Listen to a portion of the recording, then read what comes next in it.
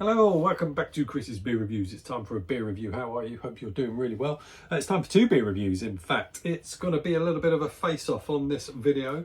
We have a German lager from Marks and Spencer's. There it is. This comes out of the ABK brewery, coming in at 4.9% ABV, and it's going up against the Czech Pilsner lager, which comes in at 5% ABV, and this comes from the Bohemia Regent Brewery. Now, have I had any Bohemia Regent Brewery beers on the channel?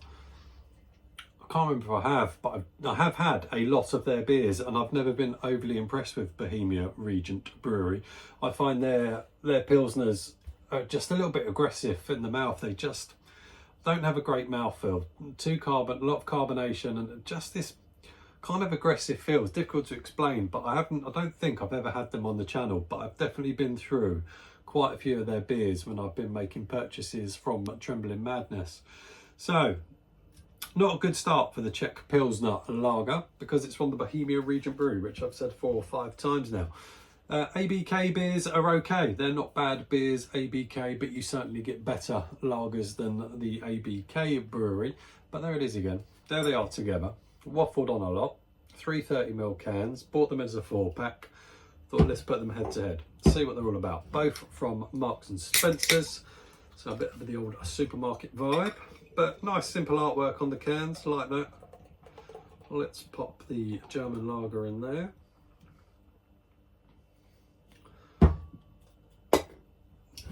Let's have a little pour of the Czech Pilsner. Yeah, they're just, the Bohemia Regent Brewery are just, like I say, there's something aggressive about their beers when it's in your mouth, and it's not overly pleasant. But anyway, I've already said that enough times. So let's have a look at them. Okay, one's a lager and one's a Pilsner lager, which is fine. But they look reasonably similar. The one on the left, your right, is slightly lighter. Actually, it does look like it might have a little bit of a haze to it as well. And the Regent lager, Bohemia Regent lager, a bit more golden in colour. So yeah, slightly different looks. Let's have a little sniff of the German lager. It's just going to smell like a lager, I'll imagine. Oh, quite bready. Quite surprising, that. Nice white bready aroma to it. But that's about as much as it's kind of giving off, really. Let's have a go on the Pilsner. Sweet malts on the Pilsner. That has definitely got a sweet malt vibe to it. I'm not going to go, when I do side-by-sides, I don't really go deep on the old flavour profiles. I'll just say which one I prefer. Let's see how we get on. Let's go with the lager first. Cheers.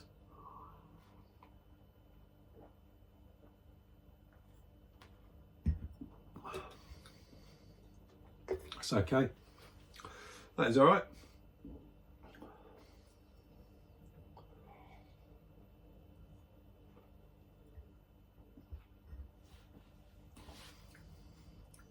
That's all right. Yeah, that's drinkable. Bready, nice mouthfeel. A little bit of citrus vibe. Yeah, that's just a half decent lager, that. There's certainly nothing wrong with that. Certainly better than the likes of things like Cruz Campo, Foster's and all that generic nonsense like Carlsberg, etc. That's quite nice. It's clean, it's crisp, quite refreshing. That's actually a decent lager, that one. Let's have a little go on the Czech Pilsner lager. Cheers.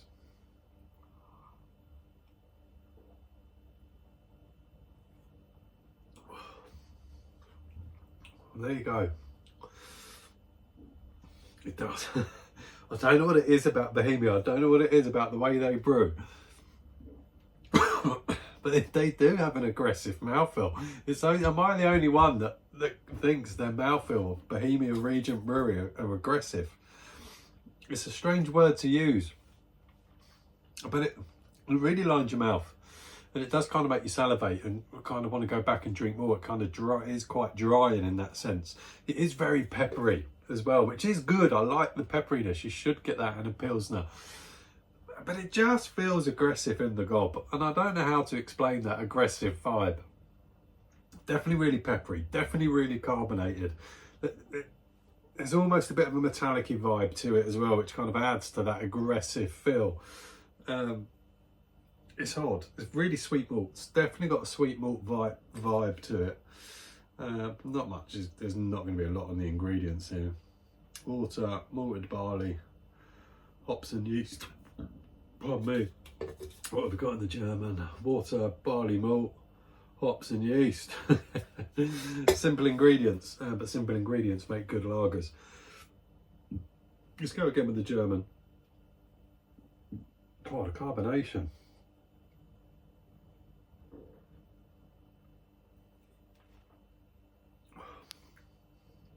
Yeah, that's decent for a supermarket lager. Okay, it's brewed by ABK, which is good. It's being brewed by a German lager, by a German brewery, so that's great news.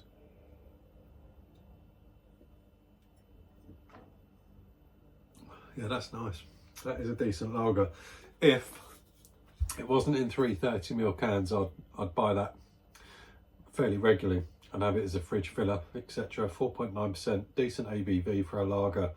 I just don't like 330ml cans. I think these are £6 for 4. Can't remember. I'm sure I remember seeing £6, which I think is a bit strong. £6 for 4 330ml cans is definitely strong money in my opinion. But yeah, there you go. Let's go back to the Pilsner.